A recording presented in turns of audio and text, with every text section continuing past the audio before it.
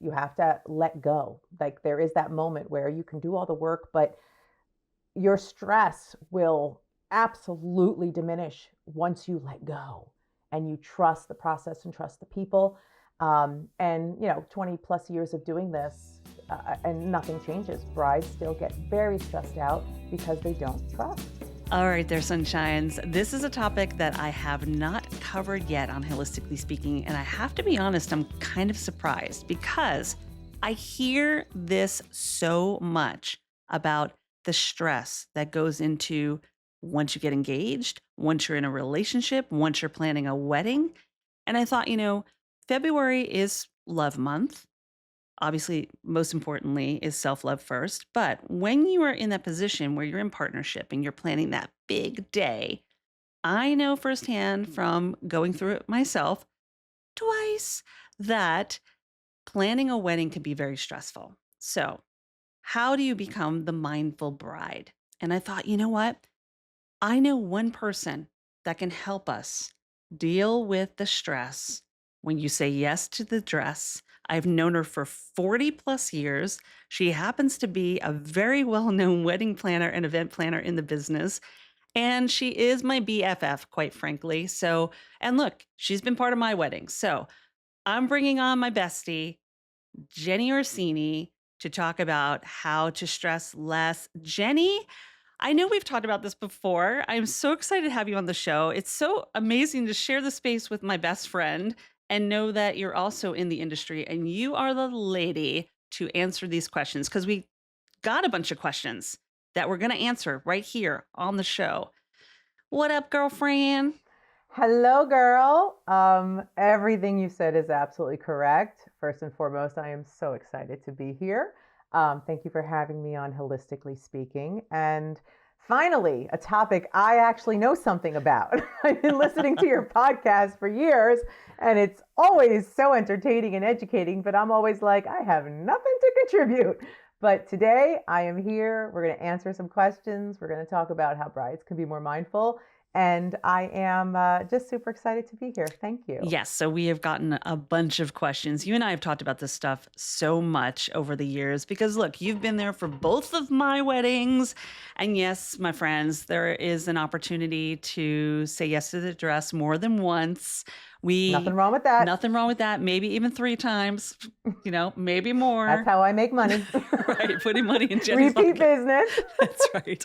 But the good thing about this is that, you have kind of been like this pseudo therapist in a way to your clients. I've watched that. I've been at weddings that you have been the planner, and I've been the fly on the wall. And sometimes I think like you've invited me to work with you at these weddings because you're like, let's put Hilary on the bride because she knows from the work that she does on how to down regulate the emotions. It can be very stressful, right? So yes, I've never used you. No, never taken advantage of this friendship. Never, ever. Absolutely not. You have folded napkins and lit candles, and that's all you've ever done. That's kind of what I thought I was coming in. I thought you're like, I just want my best friend to be here while I'm working. And yes, I have folded many a napkins. I've learned how to do origami in pretty much every shape. And I've done table settings, helped with flowers. I've done it all, right? But I think the one area I always see, and I don't want to just say it's just the bride that deals with the stress. It is really a whole party affair. And the kind of questions we got for this episode really tap into that. Like it's not just the bride. It's also the groom, it's the family members, it's the responsibility of being the maid of honor or the best man. Right. And just in the age of weddings, things have changed so much now. So for sure. we did get so many questions, and we're going to get to that. We are going to get to that, and there are many. But for people to know who you are, I know who you are. And I know your route and how you got from to where you are today. I mean, listen, this is a gal who has been on the show, Whose Wedding Is It Anyway? You've been on Bravo, TLC, NBC, ABC. You've covered the gamut, really talking about events and how to have as perfect as possible, because nothing's ever perfect, events. And some fun moments too, by the way, on Whose Wedding Is It Anyway? But for you, like, how does someone who was not always in this business move into this space and decide this is what I want to do? This is where my heart is. This is where my talents lie.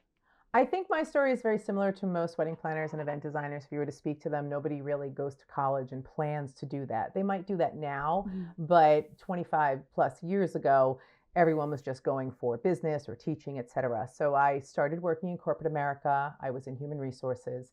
And I was moonlighting as a wedding singer. So, as you know, as a theater lover yourself, I have always been into singing. And I learned a lot about the industry. Eventually, due to cost containment, HR positions were eliminated. And I said, you know what, I'm just going to start a part-time business. We're going to help brides on their wedding days.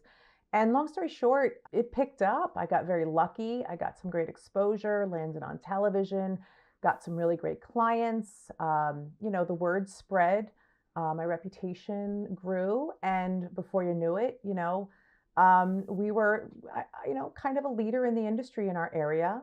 And it's been 20 plus years now. So I'm loving it. I think in this industry, you have to love it to stay in it.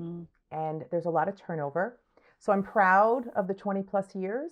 There's nothing else I would rather do. I can't think of what would be more gratifying and joyful. And it was a very kind of fluid movement, I guess, into this position. It just happened naturally.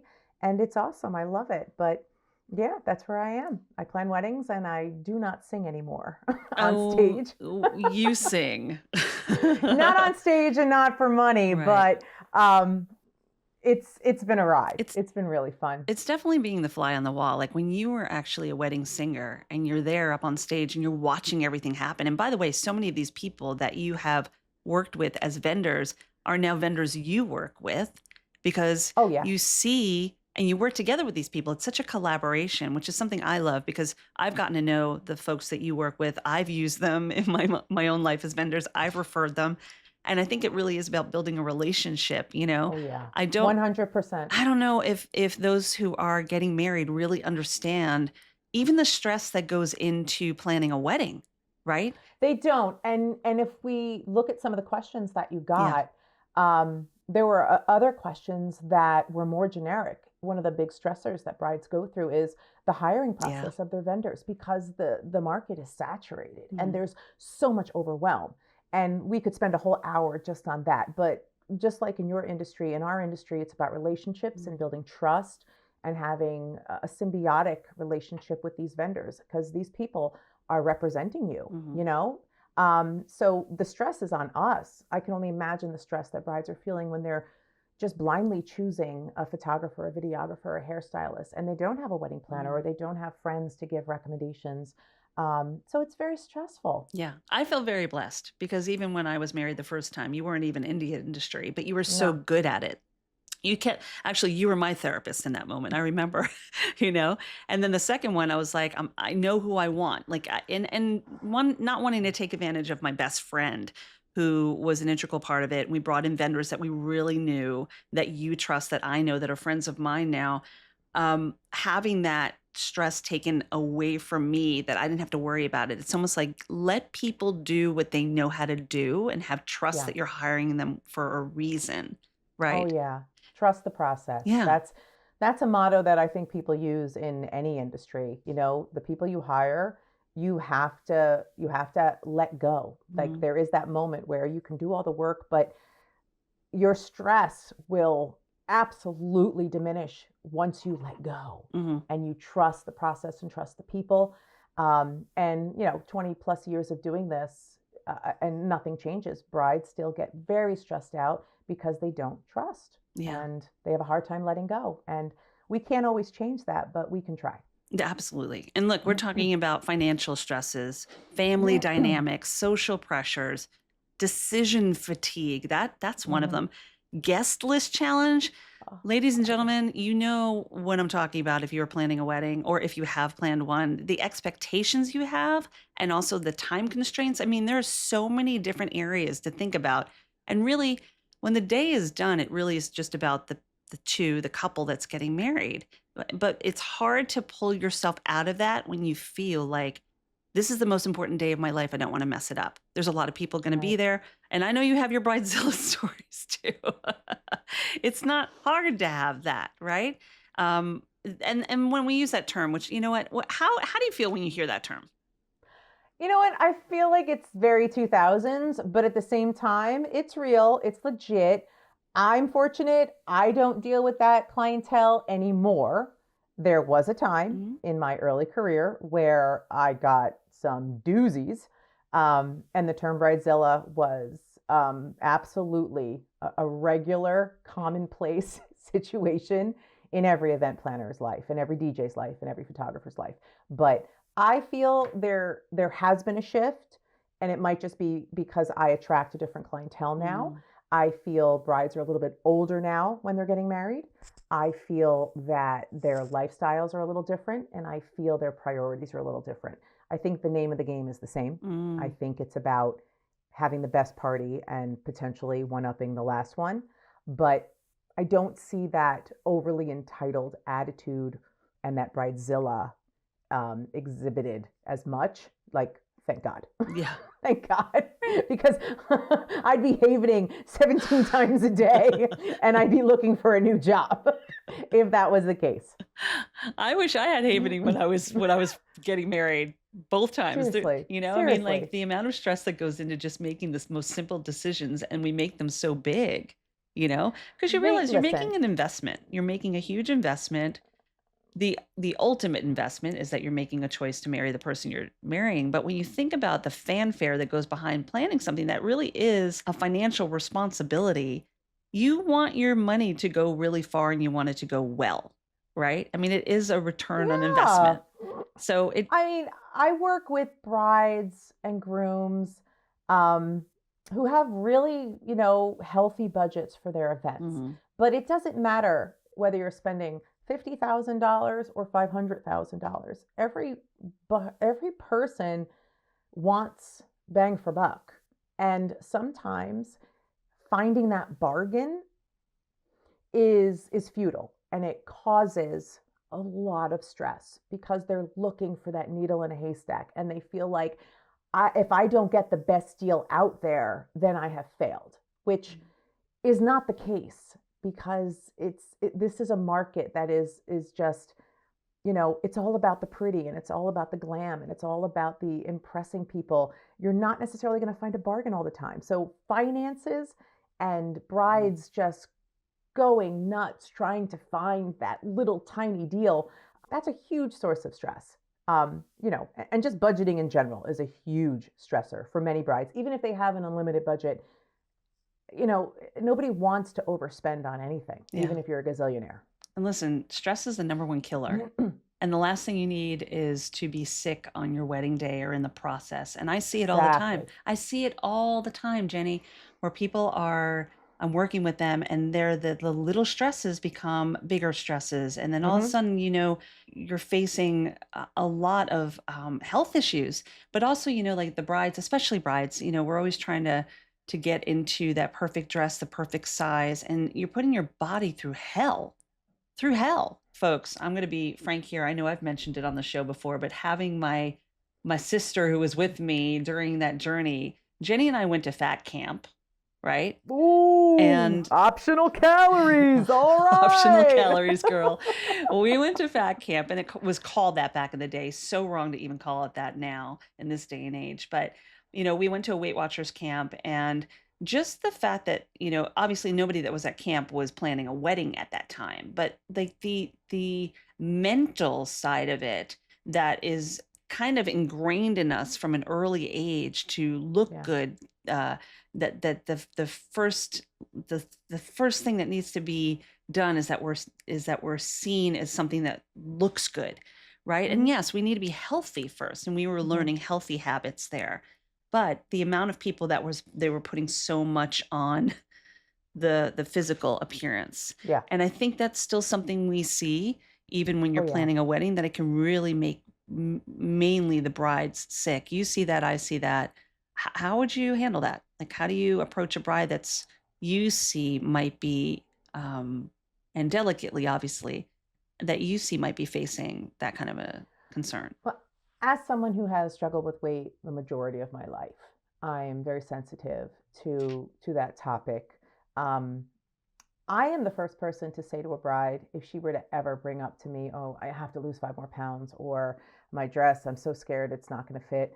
Um, I am the first person to say to them, you look absolutely perfect and beautiful the way you are. And I'm not lying. I am going to say this. There's so many young women between 25 and 30 who really have a very warped perception of their own body image, and it makes them go way above and beyond in terms of going to the gym and lipo and Botox and dieting. So while I can't stop them from doing the things they're going to do, I am always going to tell them that they look beautiful. And being too thin is never a good look on your wedding day. Yeah. And I will also say to them, you know, you got to eat healthy. You got to drink a lot of water, because at that age, I don't think they realize that if you're not hydrated and you're not eating right, and you're not doing all the basic things the doctors tell you to do, it's going to show in your skin. And you're so concerned about looking perfect on your wedding day. The biggest organ in your body is your skin, and I'm more focused on how can we make sure that you look like you're glowing, like your outside should match the glow of the inside. And I never push people to exercise more or get that Botox or get the lipo. I always support getting your teeth whitened as long as it's like 3 weeks before the wedding. I always encourage, you know, if they want to get highlights, 3 weeks before the wedding. I just don't ever encourage brides to lose more weight. I just don't think anyone should say that to anyone, especially if you're a hired wedding planner. And shame on you if you actually say that to a client. Goodness. Have you heard stories of that happening? 99.9% of the people in this industry are absolutely amazing and genuine, but there is always someone who will. Thought you were going to say the opposite. Talk out of turn. No, this industry is amazing. I love my colleagues and my cohorts. Yeah. There's always someone that crosses that line between professional and friend. Yeah. And joins that bandwagon. And I don't think anyone, not a bridesmaid, not a mother, should ever tell a bride she needs to lose weight. I think weight and being obsessed and preoccupied and overly concerned with your body image and your weight especially is one of, if not the biggest stressor, because it's in the mind. It's everywhere. It's on TV. It's on social. It's everywhere. So you will never find me ever supporting that movement. And quite honestly, I don't think it's my place to. And that's why we're talking about the mindful bride, because these are the kind of things we hear every day. This is the stuff that you're hearing as a wedding and event planner, the stories and the concerns I hear from the clients I see as a mental health practitioner, that there is a concern out there that really goes to our head. You know, our brain is designed to keep us safe. And if safety to you is like, I got to look perfect, I got to be perfect. Well, first of all, there's no such thing as perfect. That who's making that scale? Be healthy, be happy. That sounds a little closer to perfection, doesn't it? And then just creating a beautiful day is really what you're doing. If that's what you choose to do. You know, there's plenty of people that are doing the micro weddings or eloping or choosing not looking to pull business away from you, girl. But no, there's no right or wrong. It's what makes you happy. Right. And one of the things we do as wedding planners is we try to instill that vision of the day throughout the entire planning process. And that vision is really constantly reiterated to our brides about how amazing that day is going to be. And you have to trust the process. But one of the things that we constantly tell them is you're going to have glam, you're going to have hair and makeup, you're going to be surrounded by your best friends and your mom and your future mother-in-law, and you're going to have the most amazing artistry and your hairstylist and your makeup artist, and they're going to be doting on you, and it's going to feel amazing. You're going to feel like a princess. And that is something I relate to them, because I do feel that envisioning how that day could be so just relaxing and perfect and pampering gives their brain like something positive to focus on. You know, like, what is it we used to call it? Brain candy, or brain be kind candy to your mind. Yeah, be kind to your mind. Like, I cannot predict the future, but based on how many weddings I've done, and I think it's close to 600, I can honestly say that no matter how stressed out a bride is, the day is always going to be freaking amazing. It's all about how you develop your mindset and how you focus on the positive. And one of the ways I can remind them of that is just constantly saying, "Oh, getting hair and makeup done is amazing, and having champagne with your girls is amazing, and wearing your beautiful robe is amazing, and you're going to look stunning, and oh my gosh." And when they send me pictures from their final fittings, I don't care what I personally feel about that dress. I will say to that bride, "You look stunning," because she does. It may not be the dress I would choose, but oh my gosh, like if they don't hear that 100 times and they're the type of bride that maybe is very doubtful or have self-image issues, I want to be that person that says to them, "Girl, you the bomb." I've Like, heard you the those bomb. words. But I've heard, yeah, you did look beautiful both times. both times. Right. By the way, that's another thing, and we'll get to that in a minute because we're going to take questions in a minute. I want to stop real quick. I have heard those words from her, my friends. By the way, she has said that. Both, I've been in the presence when you've said it to the brides that you are supporting, that have hired you, and also I have heard you say that to me, both as a sister, a best friend, and also someone that I trusted as a professional to make my day better and just stress less. Because look, I mean, you were there during some stressful situations that I dealt with as well. But before we go there, I just want to stop real quick. Just remind folks, I have amazing people that are part of my Rolodex of just human beings. And Jenny, you are one of them. You were my best friend for over 40 years, talking about how to stress less, the mindful bride here. But I also am really excited because on this episode, this month being the love month, last week I did a whole episode on self-love. This week we're doing the whole episode on coming together in love, with your partner, with the people and family that you have. So I have a really awesome giveaway that we're doing thanks to New City Florist. And they're going to be giving away a dozen chocolate covered strawberries. I'm so excited. They're going to send them to you. All you have to do is check into my social media on Instagram. I'm going to be sharing more about this giveaway. You'll see everything you need to do.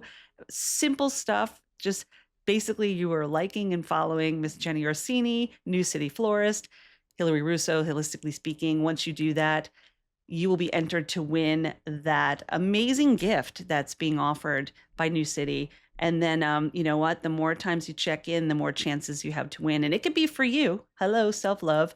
You don't have to share those strawberries, but you can also give them to somebody you love, whoever it might be. That's awesome. Yeah, That's really awesome. it's a fun gift, right? I mean, Thank you to them. yes, Thank thank you. you so much to them. So let's get into it. People have questions, Jen. So we have a number of questions that came a lot. We're going to try to answer as many as possible. So I'm going to check out my notes here.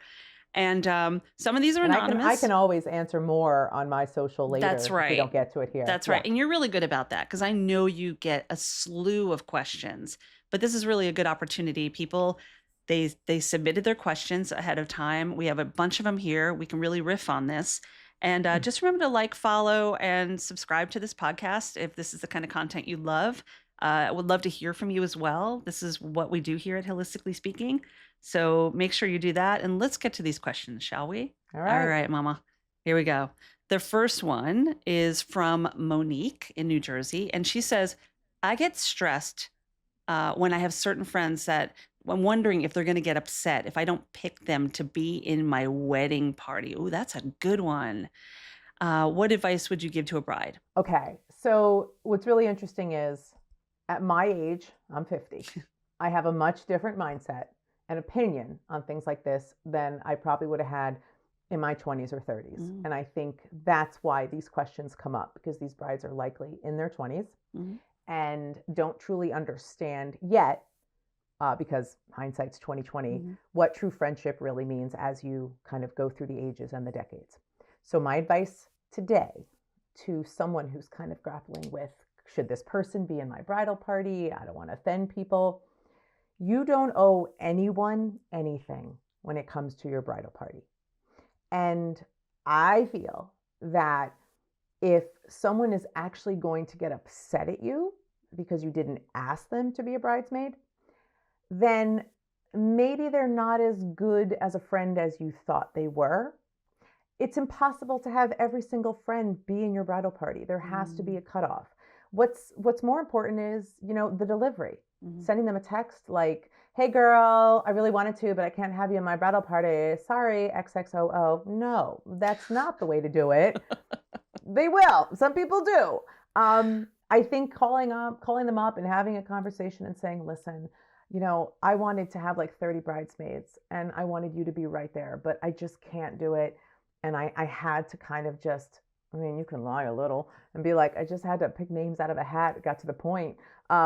I'm not encouraging lying. I'm simply saying you don't owe them an excuse. You just owe them the truth. I wish I could, but I can't. But I love you and I can't wait to celebrate the day with you.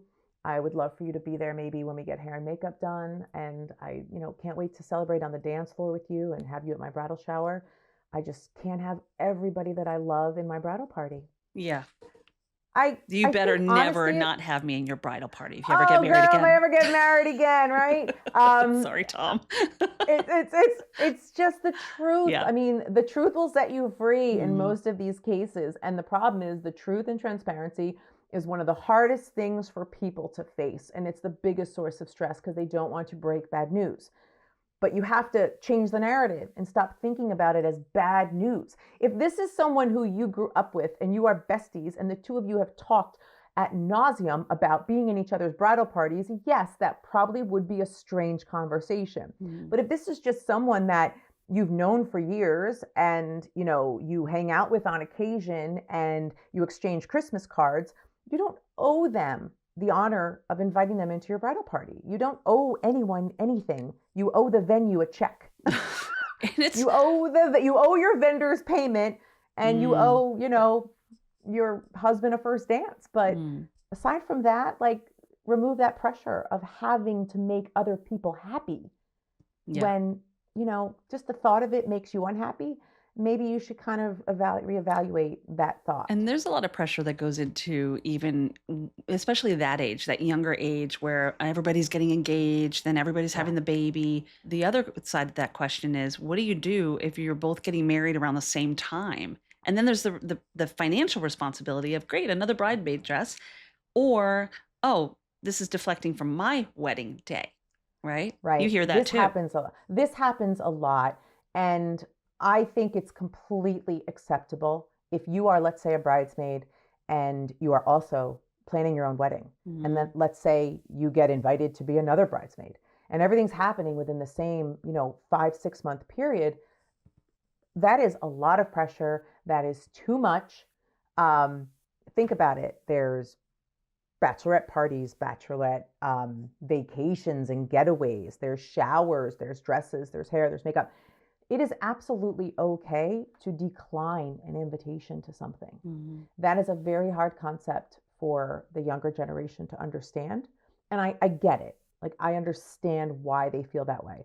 But the truth is, if being overly involved and um, promising too much of yourself to Mhm. other people is going to cause you stress just thinking about it, don't do it. Mhm. There are other ways to make someone feel loved aside from going to their bachelorette in Mexico.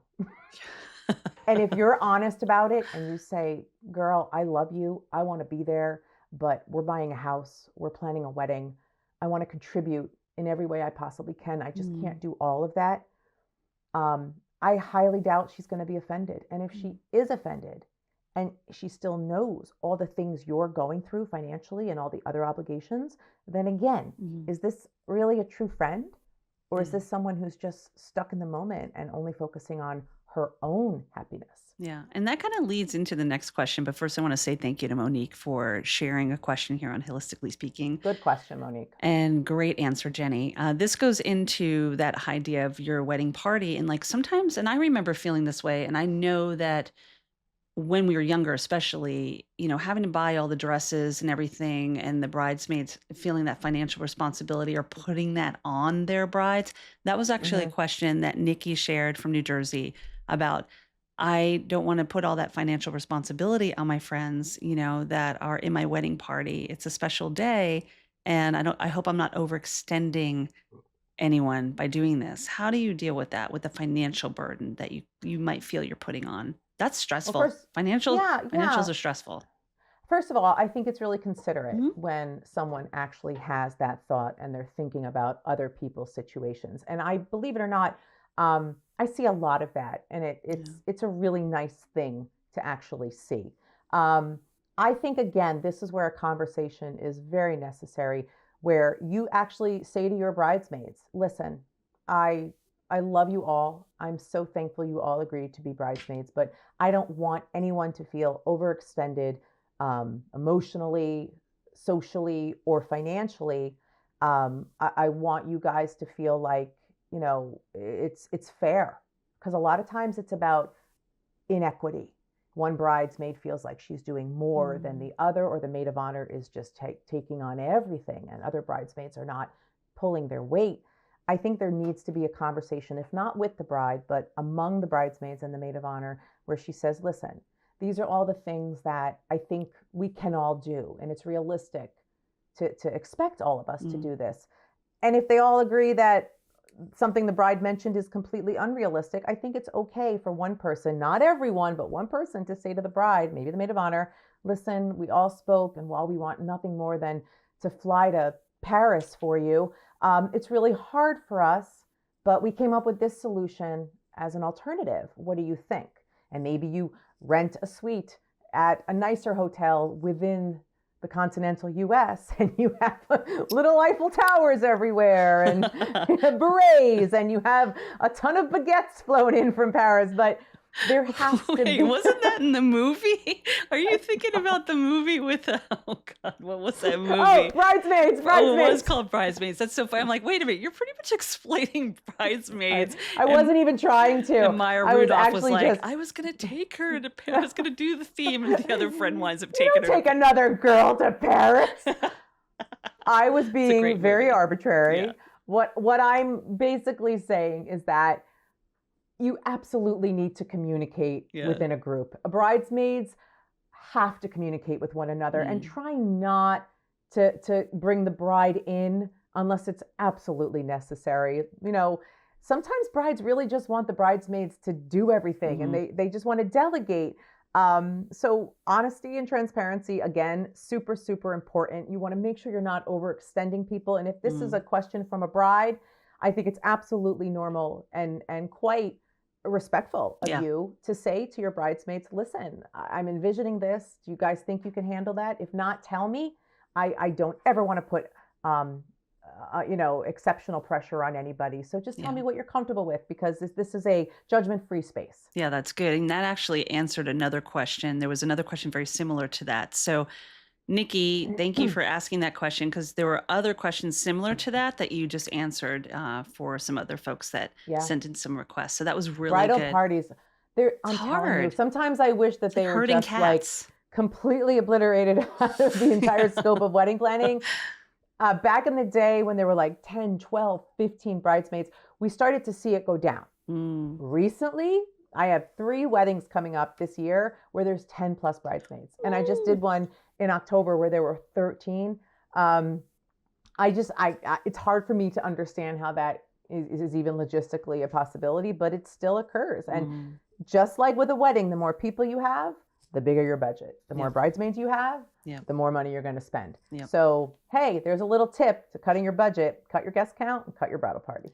That leads into the next question. And this is a big one, and I know you hear this a lot. We've both been through this, but when it comes to that guest list, and whittling it down and making a decision to decide how many people we only have 100 people that we can invite, and my family's bigger than my soon-to-be partners, and I mean, how do you deal with that? That is a huge stress. Many years ago, I once heard this event planner, she was world renowned, talking about budgets. And it was ironic because all of her clients spent $1 million plus on their weddings. But the general rule of thumb was, if you haven't spoken to someone in 6+ months, why are you inviting them to your wedding? That's number one. Number two, it's absolutely the number one way to reduce your budget is to reduce your guest count. Now, when you have families that are unequal in terms of guest count, his side, her side. I don't think there's a right or a wrong. I've had weddings where there was 150 guests and 100 of them were from the bride's side and 50 were from the groom's side. There is no right or wrong. Just make sure when you're sitting at the ceremony that it's mixed seating and you're not doing all the groom's bride, the family on one side and the family on the other side. You don't want to draw attention to that. But it's absolutely fine to have inequity in the guest count, but lowering that guest count is what's going to lower your budget for sure. A lot of times, though, it does come from the family, right? You need to Oh, I knew this invite, was coming. you You need got to to invite invite Aunt cousin this, Sue. Yeah. right? And like that, especially if people are younger. Well, actually, I'll Yeah. say it's both ages. Because when you're True. younger, most likely, I mean, traditionally, dad's paying for the wedding of the bride, right? Not always. I mean, things have changed a Right. lot, but you feel that obligation because, for the parents, sometimes it's an opportunity to like bring the people they want there, Yes. celebrating the Yes. day that they're seeing just as important.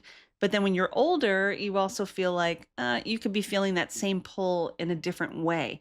How in Yeah. the world do you do that? And I know this is a question. We might have not gotten it today. No, it's definitely on there. Yeah. How do you deal with that? Again, in wedding planning, like so many different arenas, there's always that gray area. You can say this is what's going to be more fiscally responsible, but in the end, emotion is often going to be part of your deciding factor. When it comes to family, if your parents are paying for the wedding or someone's parents are paying for the wedding and they want, X, Y, and Z to show up, and you're like, who is X, Y, and Z? Like, I don't remember them. I understand why that would make you feel like that's kind of impersonal. I was kind of looking to have an intimate event, and with all of the people mom wants to bring, it's an additional 30 people. You can look at it two ways. You can look at it because it's going to cause stress and it causes fights within the family, and mom and her daughter are constantly at odds. We're trying to talk about how do we alleviate stress, not cause more. If mom and dad are footing the bill and they're absolutely fine paying for those additional heads, and you're okay with having them in the room and you're just very much like, whatever, then problem is solved.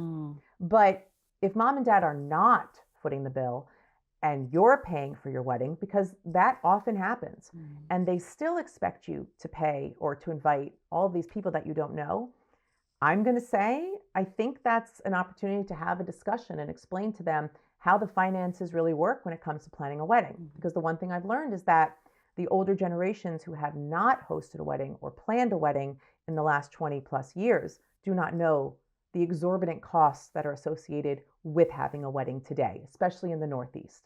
So sometimes it's just about educating the parents and informing them about why this is going to be a financial hardship. You want nothing more than to have them there, but it's going to cost an additional $10,000. Maybe mom and dad aren't realizing that. Again, it's all about there's this expression, brides don't know what brides don't know. And it's so true. It's the same with the parents that are involved. They may not be aware of what that financial hardship is going to be, inviting those 14 cousins from Omaha. And in the end, you have to have a conversation. So families that don't have open lines of communication are the ones where I see the brides have the most stress, because they're very timid about talking to their parents. They're very timid about talking to their fiance's parents. They don't want to bring up the points that are stressors. And that just causes more stress because it's building and building and building. So if now at the beginning of your life together, before you're married, if you can't have those open conversations with your family and your soon-to-be family, then it's not a good start to that marriage. So start the conversation early. Talk about how it's bothering you. Talk about compromise.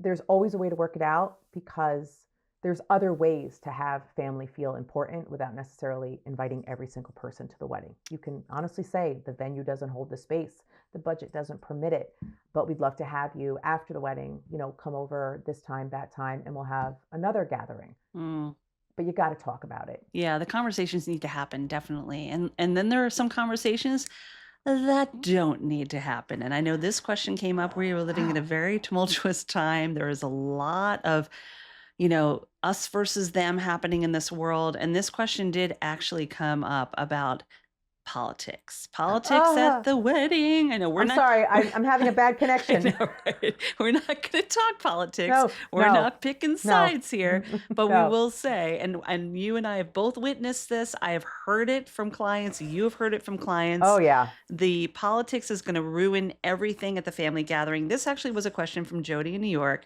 How do I seat my guests when the groups are so politically divided? Do I need to worry that they're going to start arguing at my wedding? What in the world do I do? Help. Okay. So I have seen this firsthand happen at events. Um, if you know, and you are the only person that's truly going to know the extent of the political divide within your party, okay? By party, I mean your guest count. Sorry, it's so hard not to talk about politics when you're not talking about politics. Right. You don't want them at the same table. You just don't. There used to be this tradition. You mean in a zip code? You don't want them in the same table as the zip code. You're like, I'm sorry, your invitation got lost. Oh no, did I write 2027? Oops. There is this theory, this misconception that because your ballroom is split in half, that all the tables on one side are the bride's family and all the tables on the left side are the groom's family. Like, that's BS. That's gone out the window. I don't believe in that rule. If you talk to a lot of my clients, they will tell you that while I love many things that are traditional in the wedding world, I do believe in like thinking outside the box. Like, there is no reason to follow certain rules, especially if they were developed in like the 1920s. Like, we don't need to go there. Like, no seating at all. Everybody's standing. Everybody gets a bench. It's hot potato. It's duck goose. Hot potato. Love it. I'm also not a fan of buffets. If you have certain groups, put them on opposite sides of the room. This isn't something that happens at every event, but I know it happens more so now in today's climate politically. There is absolutely nothing wrong with separating them. If in any other situation they would be at the same table, like, don't put them at the same table. You have a giant ballroom that is 300 feet by 200 feet. Why are you putting them together? Put them on opposite sides of the room or put them 2 tables apart. There is no reason to create an environment where people can fight. Because that can happen anyway with just alcohol. Like, we don't need to add Why to add the it. element? I know, like, really, like, let's try to diffuse potential situations. And politics is definitely a topic that will come up no matter what. That's what cocktail hour is about. That's what, the after party is about. They're going to talk, but making them sit down when you know they've already had altercations. That's what I'm talking about. The people that you know, like if Uncle John and Uncle Stewie fight every year at Thanksgiving at your table, let's not put them at the same table at the wedding. Right. To me, it's a no-brainer. Like, do yourself a favor, separate, and go with God. Go with God. Like, we're good. And hire a bouncer. Right. Tell security. And have one of those restraining jackets just in case. Hilary, no joke. I have had brides give me photos of family members that are not allowed to attend the wedding. I'm not saying this is political, but we have shown it to security people. We've hired extra security. People can be unpredictable. And if you have that situation, you do have to dot the I's and cross the T's, because that is a stress. This bride was particularly stressed because this one estranged family member was potentially going to show up. And it was stressing her. And all we could theoretically and technically do was make sure security did not allow them in. And we did. He did not show up, but we were prepared in case he did. Right. Definitely. Well, that question about politics was a good one, Jody from New York. Thank you. But that kind of leads us into what you were just saying. And we have a lot more questions, so we're going to move along here. But we did have a question from someone that asked specifically, she said that, I'm stressed out because my in-laws are not American. So they have different customs that come to weddings. Look, I remember doing a wedding with you. It was multiple customs that were incorporated. It was such a beautiful wedding too. But how do you deal with that? How do you deal with the different backgrounds, the different cultures, intertwining maybe both things in? What do you do? Nadine wants to know. Well, I'm actually dealing with this right now with one of my clients, and she is marrying a gentleman, and he and his parents are from a different country. and they have very different customs, extremely different way of life. They're wonderful. They're actually contributing to the wedding. But when these things happen, and I know it sounds like I'm, passing the buck, but if it's his family and your fiance, is on board with what you're feeling and your concerns, it's kind of his job to talk to his own family. I really do feel that there is always a way to make them happy and make yourself happy. It really would depend on what specifically is happening custom-wise, and there's so many intricacies about different things that could be considered offensive to one custom and are commonly done here in the States. But this is where I think a conversation needs to happen between your fiance with his actual family, because it is it's on him sort of to represent you guys as a couple, to relay your feelings as a couple and provide solutions so that his parents don't feel disrespected. Yeah. Because that's what it always comes down to, respect. The bride wants respect, the groom wants respect, but the bride wants her family not to feel disrespected. And it's very noble that people feel that way and they want to make everyone happy. But at the same time, it's not your place necessarily to always smooth everything over with everyone. Let your fiance talk to his parents and explain to them, this is what we're doing. It's not disrespectful. It's commonly done here. I know it bothers you, but what if we kind of change it a little to incorporate what you would like to see happen? Usually they're fine. Yeah. They really are.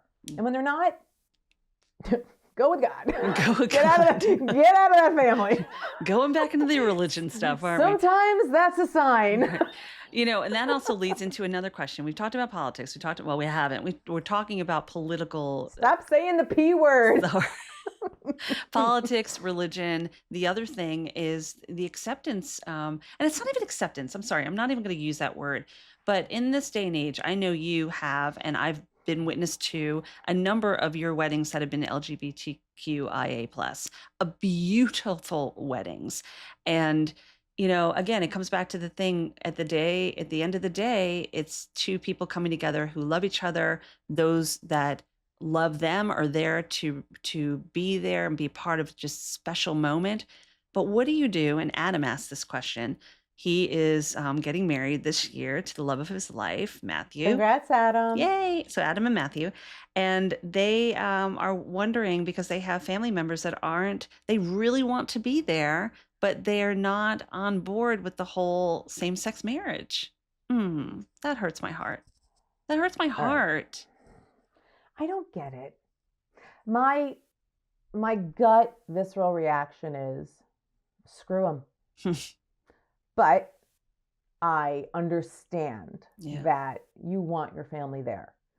I've never understood why anyone would care who marries who. I've never understood it. I have always been all about love, even long before I was a wedding planner. So it's a very foreign concept for me to think that someone would have a problem with a same-sex relationship. So putting that aside, as someone who has watched people get married, and know that some of their family members are not on board, most of them has always said to me, I don't care if she comes or she doesn't come. And I applaud that. I do. So if you're not able to say to them, listen, you don't want to come? Don't come. We love you no matter what. We understand you feel the way you feel. We wish you didn't. In our hearts, you'll be there. Then you say that. But if it really bothers you and you want to try to convince them, just know it's usually futile. Like in my experience, trying to convince someone of something as monumental as that is really hard to do. And if you already are working full-time jobs, planning a wedding, maybe you're buying a house, or maybe you already have a kid, whatever it may be, to add that to your list, to try to change someone's beliefs, their archaic, homophobic beliefs, like that's a lot to take on. So that's why I initially said, let them go. If they don't want to come, that's not your problem. Right. They'll regret it one day. From what I understand, most people will eventually regret those decisions. Not being there, not celebrating. I don't get it. And again, I'm not a therapist. I'm not an expert in the LGBTQ community, I can just tell you that I know people. And when people have that in them, they're not going to change their minds because you call them and say, it's going to be such a pretty wedding. Please come. We love you. Their belief system is not your fault. That's right. And it's not your responsibility to convince them that they should approve your love. Nobody needs to approve your love. Yeah. And you should never stress because someone doesn't think you should get married to a man or a woman, or it's just a foreign concept to me. And to know that it could be a source of stress breaks my heart. Well, I'll tell you what else just breaks my heart and really ticks me off, quite frankly. There are vendors out there that won't serve the LGBTQIA plus community. Do not get me started. And I know we've had that conversation. I mean, what are you thinking? I don't understand. Listen, if you want to refuse someone's business because they're unkind, they're rude, they're disrespectful, they're penny pinching, they're lowballing you, it's not a good fit, that's fine. You can refuse anyone's business. But to simply get an inquiry and all you know about them is the wedding is this date, it's at this location, and his name is John, and the other guy's name is Steve, and you go, I don't want your wedding, again, blows my mind. Good for you. You have so much money in the bank that you can turn down this couple's money simply because they're gay. Good for you. But you know what? Shame on you at the same time. Yeah. I have no space in my brain for that. That stresses me out, quite honestly. But you know what? It's like when they go low, you go high. That's it. The market is so saturated. Move on from those schmucks. Move on. You know what? You don't want that negative energy around you anyway. You go find a business that's got the flag all over their social. You go find a business that is LGBTQ owned. You go and support where you want to support, because there's plenty of vendors out there who will give you top-notch service regardless of your sexual orientation. Absolutely. Definitely. All right. We got to run through these real quick. I want to get like 2 or 3 more. So you know, we never shut up. No, we don't. Like this could be like a 2-hour podcast, but I want to get some of these in because we did have some people that actually shared their names and where they're from. All right. So Jess from New Jersey, she got married this last year and she's like, I haven't sent out my thank you cards. Shout out to Jess. I get it. Hi, Jess. What do we do? What do we do for Jess? Okay. Well, according to etiquette, you technically have a year. I'm a big believer. Try to get those bad boys out in the first 3 months, mainly because I hate what procrastination does. And you wait, you're never going to do it. And then you're going to end up sending a text, and then it's going to be a group text. Just as a matter of fact, I've had brides that are like, I know I'm not going to get them done. They pre-order them when they order their invitations. So have your stationer who's making your invitations, or if you're getting them online, order your thank you cards. And literally, like, have them addressed already on the outside, assuming all these people are going to come and give you a gift. Even if they don't give you a gift, you should send them a thank you card. And have the bulk of the work done. And then all you have to do is handwrite a little something. And if you're really lazy, get them pre-printed. Pre-printed with your like loves. Get a little note already pre-printed, and then maybe you just sign them in ink and do a little heart or something. And you don't make them, personal and specific. But if you know you're a procrastinator, just pre-order them. Yeah. Honestly. But you have to send a thank you card. You have to. And another option is like when you get your pictures back, pick your favorite picture and make that your holiday card for the next year. Go for it. There are no rules. There are no more rules. But listen, and I will say, because of how technology has changed the way weddings are planned and just how the world operates in general, I do think you should send thank you cards. But if you are truly running behind and you just can't do it, it is absolutely okay to initially send personal texts to family members, thanking them again for being part of your most special day. And then maybe put a cute little thing in there that says, formal thank you cards are coming soon, but I just wanted you to know how amazing it was to have you there. And thank you for your gracious gift. But send them some acknowledgement. People want to be acknowledged. What about electronic greetings? Like that's a big thing now, especially in this digital age. Like same thing. Instead of a text, if you want to do some type of e-greeting or whatever, that's fine. But I do think a lot of people still expect a written card. Especially older generation. Or something printed. Yes, it really is the older generation. The younger kids, they're probably fine with just a text, to be honest. Yeah. But like me, I'm 50. I would not be offended if someone sent me a thank you text and not a thank you card. I wouldn't care. And it opens up the line of communication for that person to say, oh my gosh, how's everything been the first 5 months or 6 months? Like, open the line of dialogue. How we talk. That's how we communicate these days. Yes. All right. We're going to do one more question. And this is because we have a bride that's actually getting married in the next 2 months. Jen from New Jersey, Jennifer, about 2 months away from our wedding, just completely stressed out about finances. I feel like we're in such a good place and now just feel like we're scrambling to make it all work. Oh, I know there's other brides and grooms out there that are feeling this right now. So how do you deal with all of that? The budget, it just keeps growing. It just keeps getting more stressful. How do we nip this in the bud, Jen? What do we do for Jennifer? Right. Well, here's the thing about wedding budgets. A lot of times people go over their planned budget, and they do so because all the sparkle of all the add-ons is just too captivating to say no to. Yeah. And in the end, not during, but in the end, they will often add up and they'll see the total and they'll go, whoa, we're 10,000 over where we want it to be. That is immediately going to cause stress.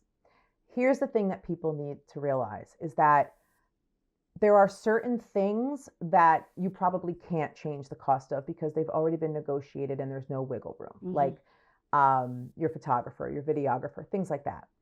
But other elements of your wedding that involve tangibles that aren't purchased yet, flowers, centerpieces, bouquets, amount of food at your venue, although that's not where I ever suggest cutting, the type of wedding day stationery you buy. There are ways in the last 2 months to start to save.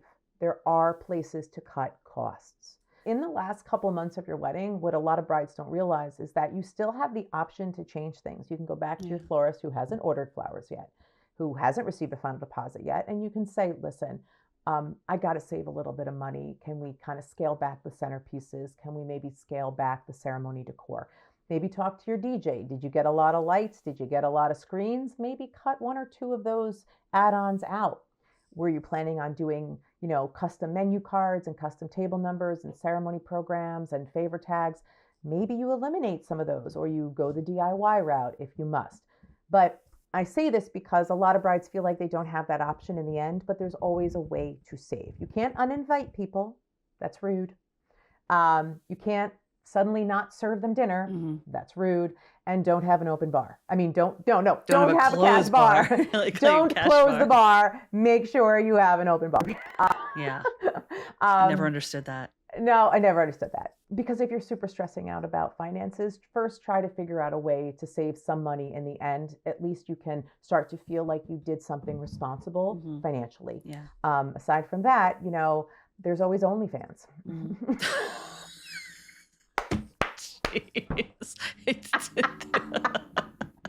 No? Wait, this show is sponsored by Jeez Louise. Oh my God, that's hilarious. I'm joking, but my point is get creative with budget cutting, Yeah. I've heard stories of brides who are like, I got to get a second job. And I'm like, that's really for one day? No. Really overwhelming for one day.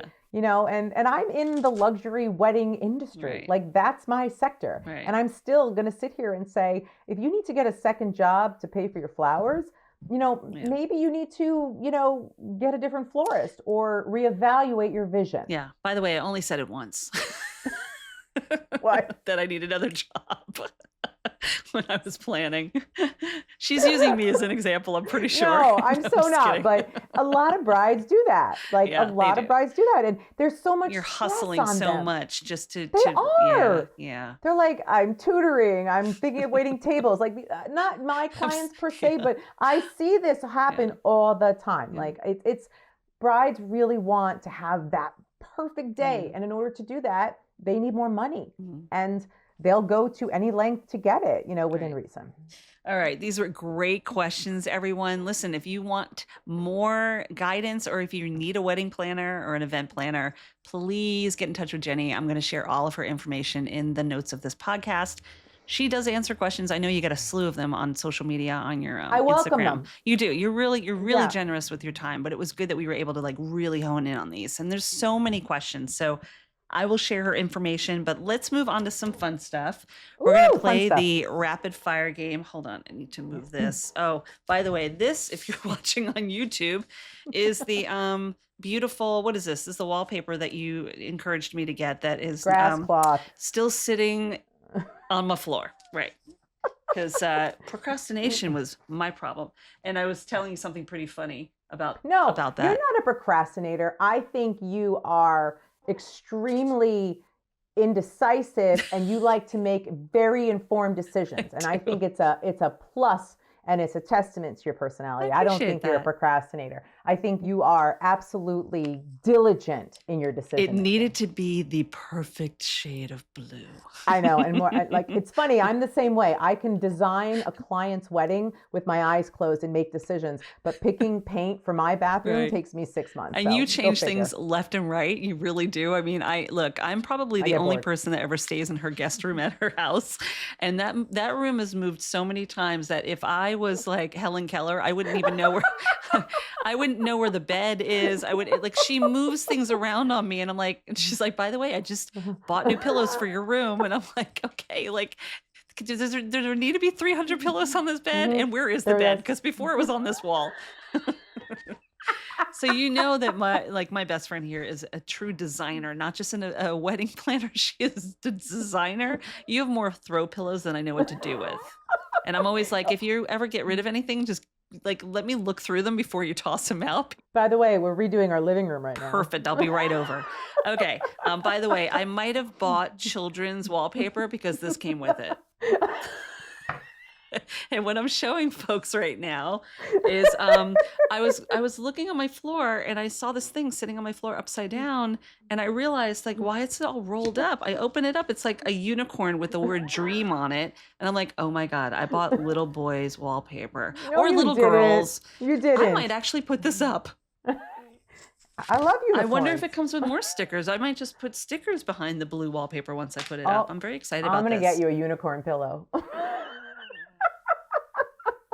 I loved my unicorn stuff growing up, by the way. Like that stuff's coming back. Remember the stickers? It's coming Everyone back, had man. unicorn Everything stickers. was like the satin plushy things we had. Such God, Gen the X. 80s rocked. The 80s rocked. I missed our Gen X days. Can we do a podcast on the 80s? Oh, that would be fun. We should. Yeah, like holistically. Yeah.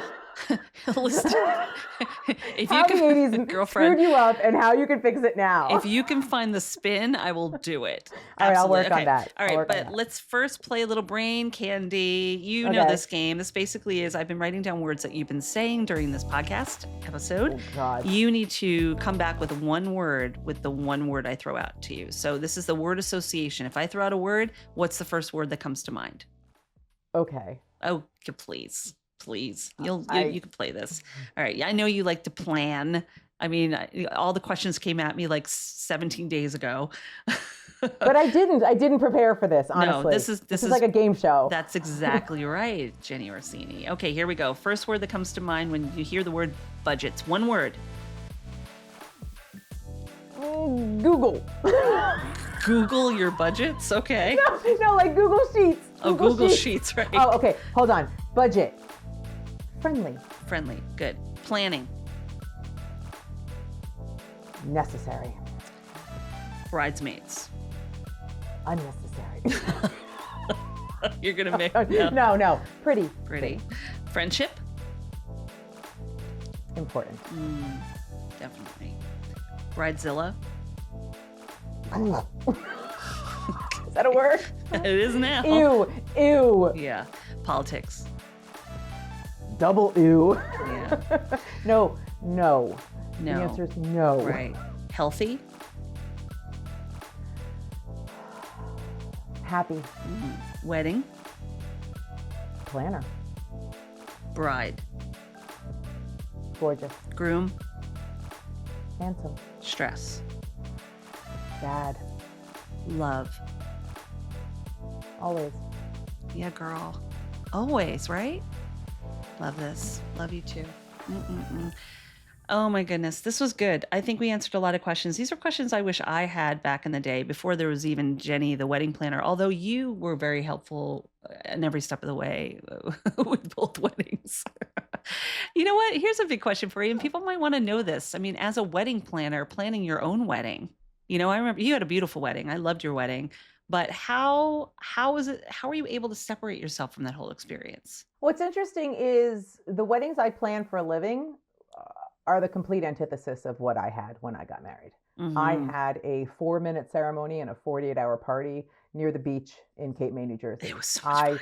It was intimate. I was more focused on the most delicious food and being by the water, and it was only 80 people. So it was perfect for me at the time. Now, I will say, if I was to get married again tomorrow, I would want a big, lavish wedding. I would want one because they're so much freaking fun. A different type of fun. They are. And your wedding was gorgeous. And if you ever do it again, Thank you. We should totally post that photo of you and I at my wedding, like by that pool. We will post some photos. There will be some fun stuff, y'all. There was some fun stuff with the weddings that we've done, especially yours. We have beautiful. Done it all. We have done it all. Girlfriend, I love you. Thank you so much for being a part of this whole process and saying yes to not just the dress for all of the brides and those that you support, but just saying yes to Hilistically Speaking and your bestie, your BFF. Me. Absolutely my pleasure. And I think what you are doing is phenomenal. And I think the bridal community should be extremely thankful for your contributions as well, because you help people. I help people, but you help people as well. And this was super, super fun. And optional calories. All right. All right. I love you, girl. Love you too. Hugs. Bye. Hugs. Wow. So many great questions coming into Hilistically Speaking. Loved every single one of them. And listen, we didn't get to answer every single one because there were a lot of you that were asking Jenny questions. But guess what? You can get in touch with Jenny by checking the podcast notes of this episode, because I shared all the links to get in touch with her and connect with her and ask her any questions you might have. And listen, if you are still searching for a wedding or event planner, there is nobody better than Jenny Orsini. And I can say that firsthand, not just because she's my BFF, but she knows what she's doing. And if you find that you need additional support on your wedding journey to stress less, I got you. Reach out to me. I have a wonderful gift to support the mindful bride that puts the power in your hands to stress less and just say yes to the dress. And speaking of gifts, we have an incredible giveaway happening this month, this love month, thanks to our friends over at New City Florist. Head on over to my Instagram, Hilary Russo or Hilistically Speaking, for details on how you can take home some delicious, delectable dozen chocolate covered strawberries. And listen, you don't have to share them. You can keep them all to yourself, but just go to those pages to see how to enter. And with each person that you tell and tag, it is another entry for you to take home this incredible, delicious, sweet gift that is from me to you and my friends over at New City Florist that are providing these lovely strawberries. All right, Hilistically Speaking is edited by 2 Market Media with music by Lipmon Redding, and of course supported by you. So thanks again for sharing your love and giving your love right back to me on the show.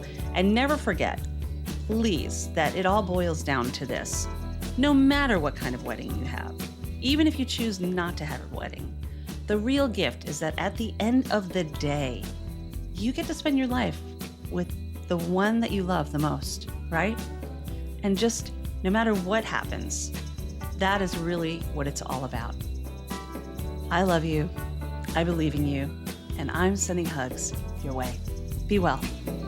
I know the girl with mountains in her eyes.